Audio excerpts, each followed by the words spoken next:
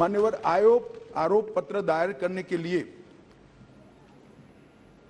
Police अधिकारी आगे की जांच चालू है, आगे की जांच चालू है, आगे की जांच 6-6 साल अब नहीं कर पाएंगे। हमने तय कर दिया है कि 90 दिन में आरोप पत्र दायर करना ही पड़ेगा और कोर्ट भी उनको और 90 दिन की परिस्थिति देखकर परमिशन दे सकती है। 180 दिन में आपको जांच समाप्त कर ट्रायल के लिए भेज देना पड़ेगा। इससे बहुत बड़ा फर्क होगा। वारंट के मामले में भी हमने काफी सारे बदलाव किए हैं। आरोपी व्यक्ति को आरोप तय करने की नोटिस 60 ही दिन में देने के लिए अब कोर्ट बाध्य हो जाएगी। कोर्ट ने चार्ज फ्रेमिंग 60 दिन से ज्यादा लंबा नहीं कर सकती। बहस पूरी होने के बाद 30 ही दिन में मान्यवर न्यायाधीश ने अपना फैसला देना पड़ेगा। 3-3 साल तक फैसला पेंडिंग नहीं रह सकता। कई सारे जज ऐसे पूरी सुनवाई कर देते थे और फिर बाद में ट्रांसफर हो जाती थी या रिटायर्ड कर जाते थे और ट्रायल फिर से चलती। अब ऐसा नहीं होगा। 30 दिन के अंदर ही फैसला देना पड़ेगा। इसको भी हमने और फैसले को 7 दिन के अंदर ऑनलाइन उपलब्ध कराना पड़ेगा, जिससे इस पर अपील की कार्यवाही मान्यवर हो जाए। सिविल सर्वेंट के विरुद्ध कोई फरियाद होती थी, पुलिस ऑफिसरों के विरुद्ध कोई फरियाद होती थी, तो एक प्रावधान है जिसे उनको सुरक्षा मिली हुई सरकार की परमिशन के बगैर इनका संज्ञान या तो चार्जशीट या ट्रायल शुरू नहीं हो सकती।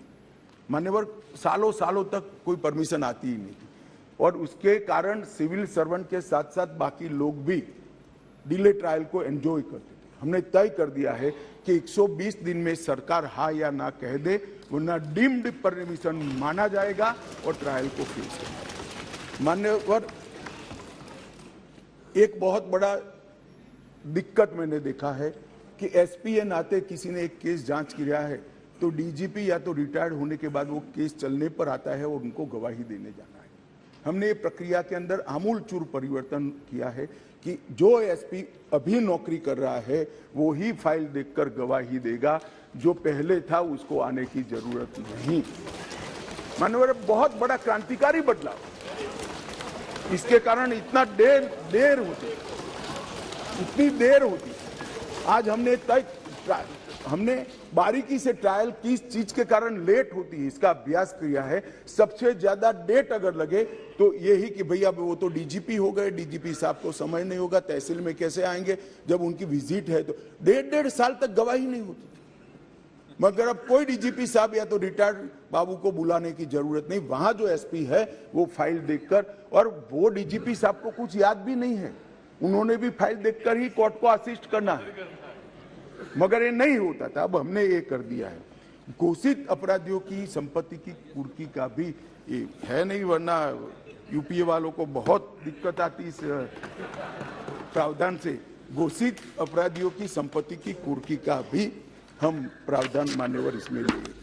संगठित अपराध के लिए एक नया प्रावधान हम इसके अंदर जोड़ रहे हैं, जो अंतरराज्य गैंग और संगठित अपराध है, इसके विरुद्ध एक अलग प्रकार की कठोर सजा का प्रावधान।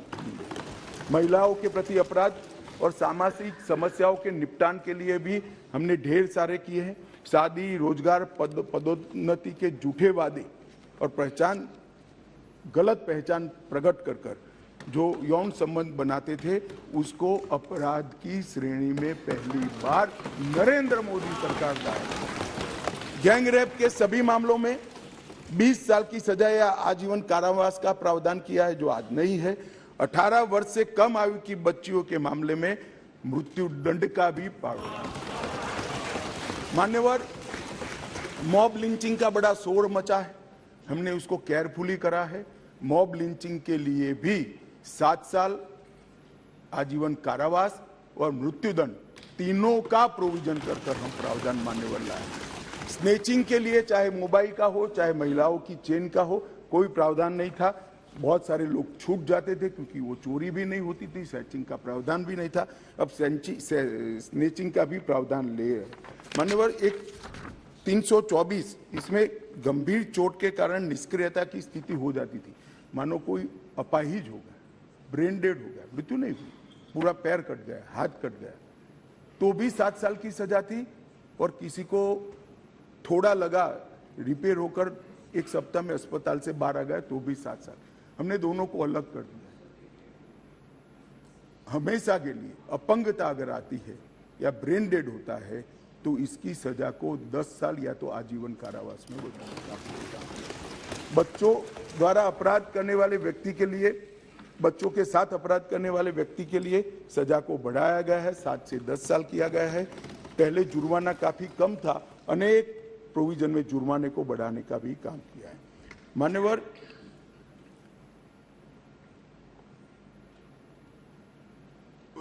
अपराधियों के विरुद्ध जो भाग जाते थे इसके लिए भी 10 साल की सजा का लाया है, प्रावधान लेकर आए हैं।